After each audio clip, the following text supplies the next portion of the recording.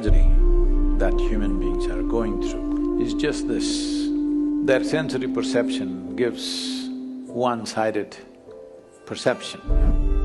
So life becomes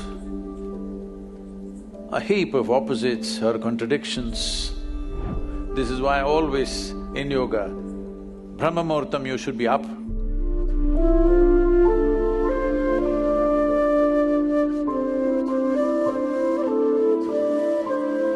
Say the greatest predicament that a human being faces and the greatest tragedy that human beings are going through and the greatest struggle that all humans seem to be toiling with is just this. Their sensory perception gives one-sided perception. If you see this, you can't see this. If you see light, you can't see darkness. If you hear sound, you can't hear silence. So, life becomes a heap of opposites or contradictions. Trying to wade their way through these contradictions, how much suffering, unbelievable. How much confusion, how much struggle. If this nearly 8 billion people, if you document what kind of suffering they're going through in 1 year or in 1 day, just 1 day, it's enough for eternity. All this is simply because they have misunderstood instruments of survival or as instruments of knowing. You must know which is light and which is darkness if you want to walk through this. You must know which is man, which is woman if you have to operate in the world. So these differences are very one-sided. Well, in many ways I've said this, now it's become a bit too common for everybody to know this because I've been speaking about this for some time. Well, you're sitting here as a man or a woman, but you came here because a man and woman came together, your mother and father exist within you. You being a woman or a man is just a surface thing, but you've taken it so seriously. And you go through a whole lot of circus. Just being a man or a woman, how much circus in the world? Forget about light and darkness, that's more complicated. Gender is the simplest damn thing.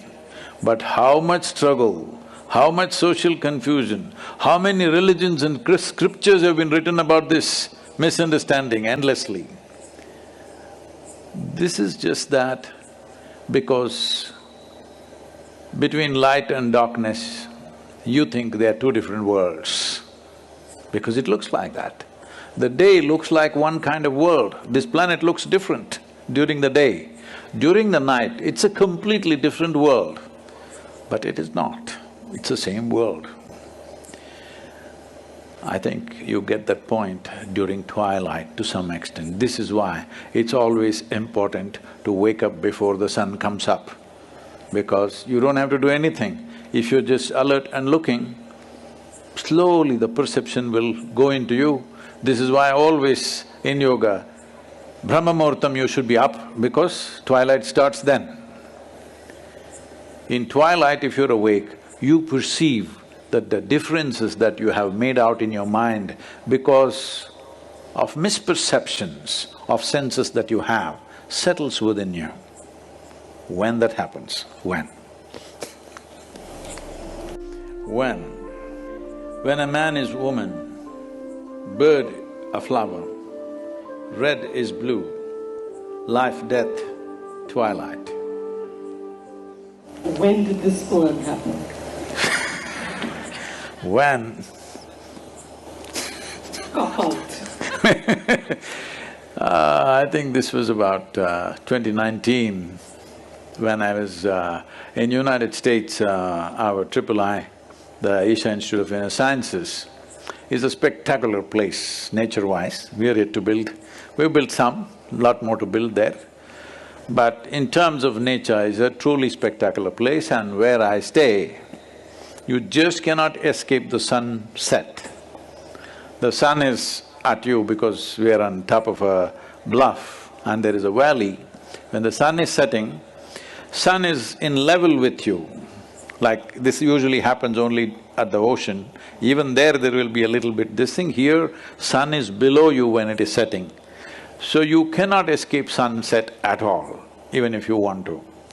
So as I was watching the sunset, I saw this is the thing that everybody is missing. It's not about the glory of the sunset. It is a clear transition where this and that is not there. There's only this and this.